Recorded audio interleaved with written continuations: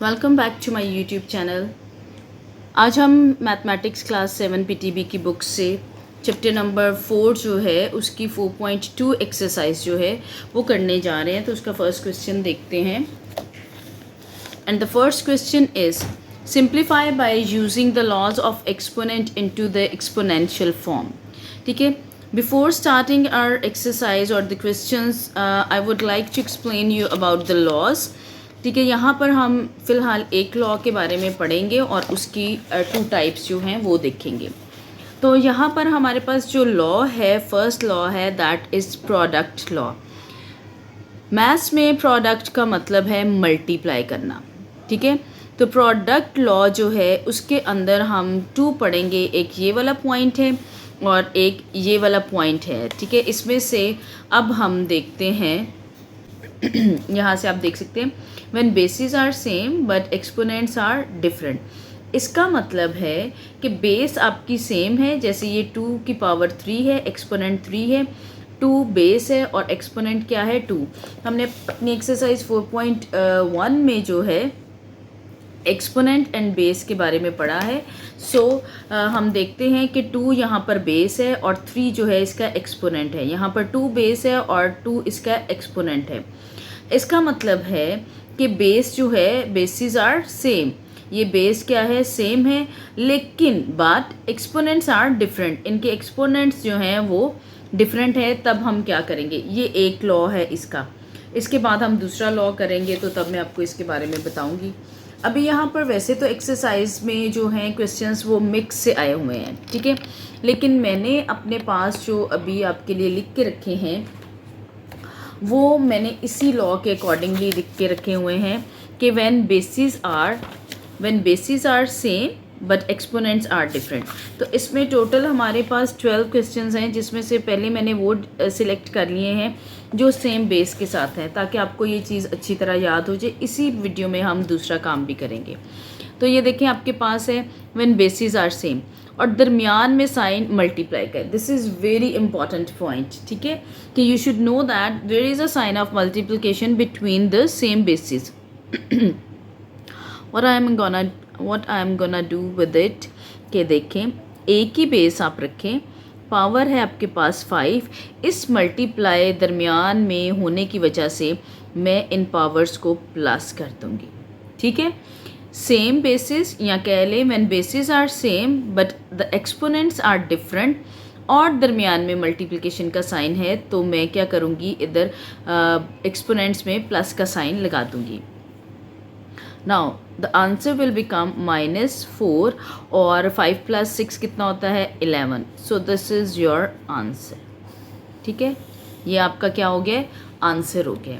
इसी तरह मैंने खुद ही यहाँ पर इस साइड पे लिख के रखा हुआ है। देखें, when bases are same exponents are different but दरमियान में साइन मल्टीप्लाई का है, तो पावर्स या एक्सपोनेंट्स विल बी ऐड। तो हम लिखेंगे इसकी पावर कितनी आ जाएगी या एक्सपोनेंट कितना आ जाएगा, 7m having exponent 7 is your answer.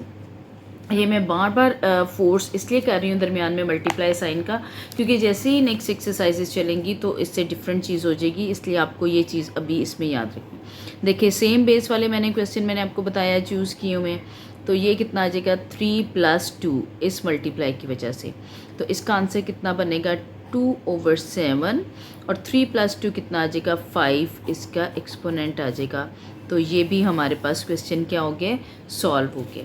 अभी ये देखें 1/10 और फिर बेस सेम थी, 4 + 5 इसका एक्सपोनेंट आ गया, तो अब आएगा 1/10 और 4 + 5 विल बिकम 9 और ये इसका आंसर आ गया। नेक्स्ट पर चलते हैं, -1/2 है आपके पास, 6 + 5 आ जाएगा, आंसर विल बिकम -1/2 और 6 + 5 विल बिकम 11। ये आपका इसका क्या हो गया, आंसर। अभी हम इस पे चलते हैं। देखिए, सेम बेस है 2/3 और हम इसका लिखेंगे 10 + 7।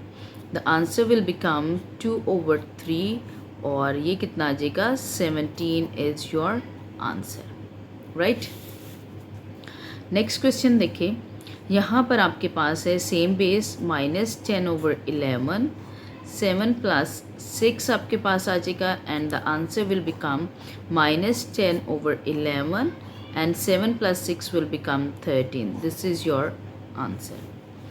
इसमें देखें -x/y, ठीक है. अब ये देखें when there is no power that mean it is having one power, ठीक है. तो हम इस पे लिखेंगे 1 + 11, 1 + 11 what will become -x/y, exponent will be 12. So this is finally your answer of question number 8. ये वैसे इसमें 8 नहीं है, लेकिन मैंने इसको क्योंकि इसको मैंने सारे जो सेम बेस वाले थे उनको पहले सॉल्व आपके लिए किया है. Now we will move to our next law, और पहले मैं बुक से ही उसको एक्सप्लेन करूँगी. नेक्स्ट लॉ हमारे पास कहते हैं when bases are different but exponents are same. ये आप देख लें इसको, ठीक है. पहले वर्ड बेस का ही यूज़ हुआ था बट बेसिस आर सेम. अब यहाँ पर क्या है, बेसिस अब क्या होंगी, डिफरेंट होंगी बट एक्सपोनेंट्स आर सेम. तब क्या करना है, तो अगले हम क्वेश्चन में चलते हैं तो देखते हैं.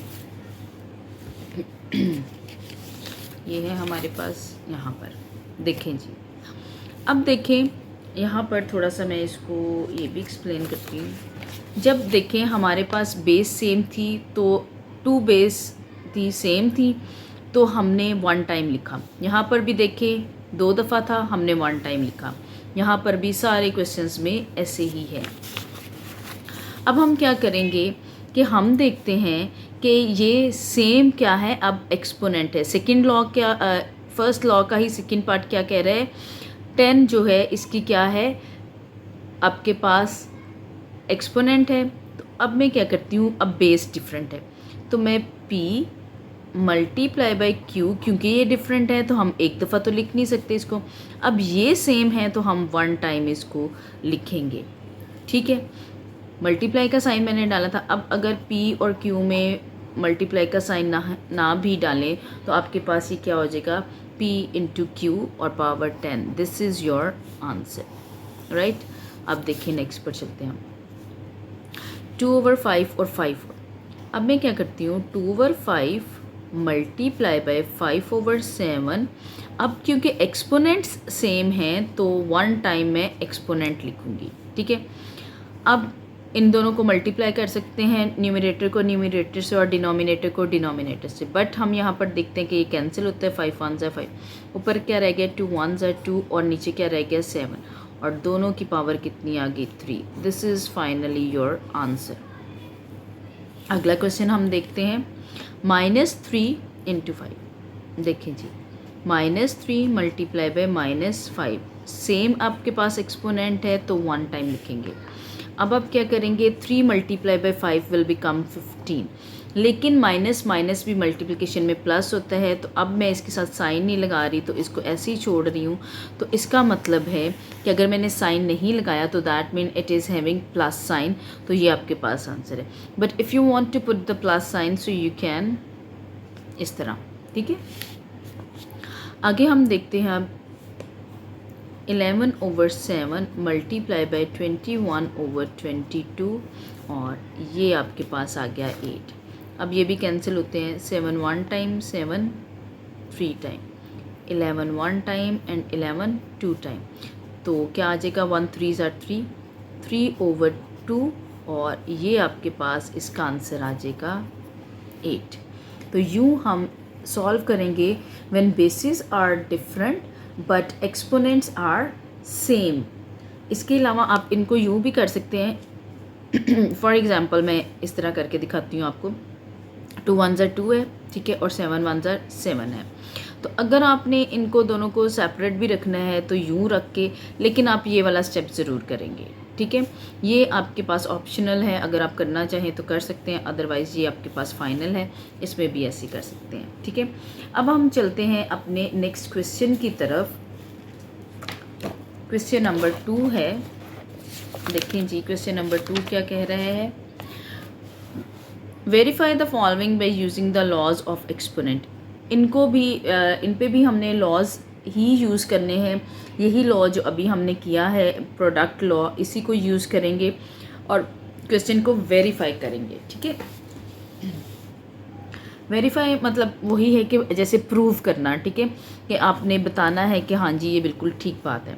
अब देखें लेफ़्ट और राइट हैंड साइड है, अगर आप स्टार्ट में लिखना चाहें left hand side is equal to right hand side तो आपकी मर्ज़ी है, वरना ये देखें what I am gonna do, ये आपके पास देखें डिफरेंट जो हैं वो बेसिस हैं, एक्सपोनेंट जो है वो सिंगल टाइम लिखा है तो मतलब सेम है, तो ये डिफरेंट बेस के पे भी मैंने लगा दिया और ये मैंने इस पे भी लगा दिया और ये देखें ये क्या आ गया same, within one step आपके पास ये आ गया।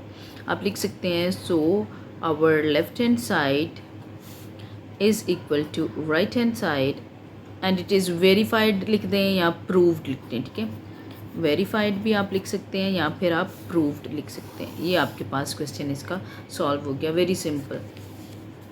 नाउ देखें अब ये भी इसी तरह है कि डिफरेंट बेसिस हैं तो एक्सपोनेंट सिंगल टाइम लिखा है, दैट्स मीन कि ये आपके पास इसका लॉ जो है प्रोडक्ट लॉ ये अप्लाई हो गया, तो ये आपके पास इस तरह आ गया।